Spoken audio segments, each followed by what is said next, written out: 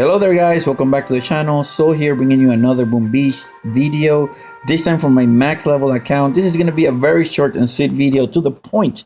This is about my base layout. Wanted to give you an update. This is what today is May 12th, so it's been a few weeks after I uploaded my last update video about my layout. So I had 3 back-to-back defenses last night. And I wanted to share those with you guys. 2 of them were tank medics, and the other one was a warrior attack. I'm going to start with the warrior attack and then continue with the tank medics and see if you can notice, at least with the tank medics, a pattern emerging. So again, this layout is, the strength of this layout is the overlapping. Number 1 is the damage amplifier. And the 3 prototypes, obviously, but also the overlapping range of the defenses. Now this guy, I don't think he scouted. He just went straight through. There's a set of hidden booby trap mines behind those defenses. Then I think he healed his troops. No, actually, he did not heal his troops. He went straight through, and there's a bunch of hidden mines in the area which he's gonna catch. So he caught all 3 boom mines. That took a huge chunk of his troops. And then I think he was too late for the shocks. And then he just got burned. He ignored one of the shock launchers. And that is a big no-no when you're doing warrior attacks or warrior headquarter rushing. So he got burned, completely burned. That was pretty good. That right there was, what, 7 diamonds and 2 intel, if I'm not mistaken. Yeah. So now let's take a look at the time medics attacks. Now in that previous attack, people asked me, why do you have your vault and a machine gun on the front? Well, the idea is to force players, like warrior players, to anchor to either one of them, to either anchor to the vault or anchor to the machine gun like the previous player did, but also to force players to smoke from the beach. Machine gun is there. You cannot smoke sukas or safe, so you have to spend at least 2 extra smokes to keep those troops safe from the machine gun. Now this guy destroyed the doom cannon, destroyed the shock launcher. He destroyed some of the mines behind some of the defenses. But here's where we're gonna go, and he destroyed a boom cannon. Now we're gonna get into the point of what people tend to do. When players land with tank medics on my layout, they tend to land this way because it's free energy. And when you land there, there's only one way to go, which is that corner right there. And that is going to be the common pattern on these previous 2 attacks. And actually all the tank medic attacks that I get crazy intel, they do exactly the same. They all go to that corner where they don't target the rocket launcher. And then you have 3 amped up rocket launchers hitting you at the same time. You have a machine gun, you have a mortar, and you have a sniper tower all hitting you.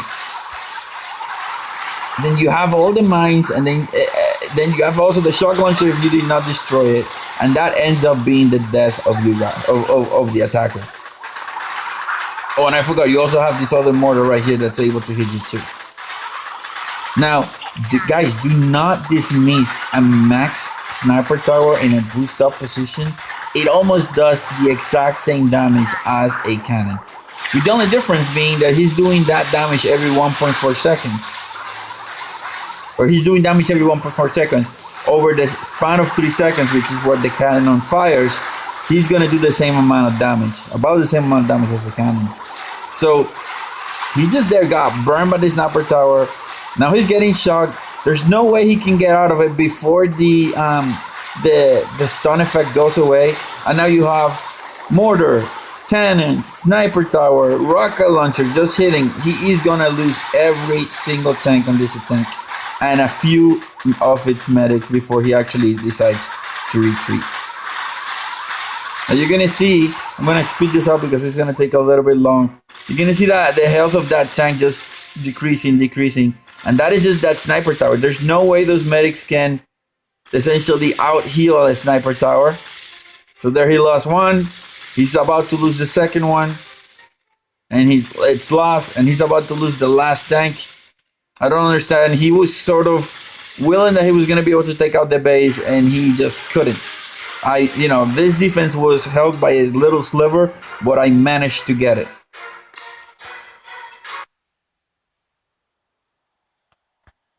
Now this guy didn't come. I haven't seen him again. I have to see Russ 477. I have to see if he returned after this. Now this other guy, I cannot. Let's call this guy Joe. He again did the same thing. He lost all his tank and all but 2 of his medics, and he's gonna do exactly the same thing. Now this time, this guy targeted the boom cannon in the front, the doom cannon in the back. Let's see what else he's gonna target, and that's it. He lets a lot of stuff open. But you see the same thing. They land in the front. They get that free GB. It's like a little morsel, like a little. They're setting up the trap. It's all about that trap, and you see a lot of tanks. They ate. Also, there's 2 hidden boom mines behind those 2 statues in the front. So, I mean, you come to that corner, you're asking for it. Now, he didn't take the shock launcher, so he's going to be dual stunt every single time.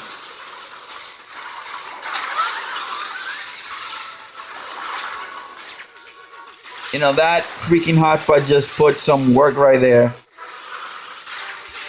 And all but 2 medics survived, guys. So, pretty good. I mean, I'm pretty proud of this layout. The idea of the traps, the idea of the boom mines is just awesome. It works every single time.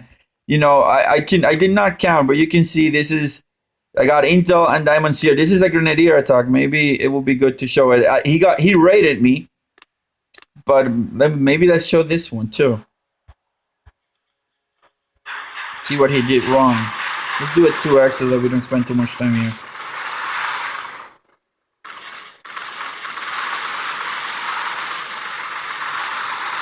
There's still 1 boom mine behind this right there. So he's gonna eat some of them. Oh no, he didn't. I mean, those rocket launchers are just eating to those guys. Look at that. So, yeah, the amped up rocket launcher and he lost a medic on the boom mine. The amped up rocket launcher plus the mortar was killer right there. Now I only have 2 rocket launchers and I have a mortar. If the rocket launchers were hitting the warriors, then it would have been a different story. Oh, hotpot, yes, burning stuff to death.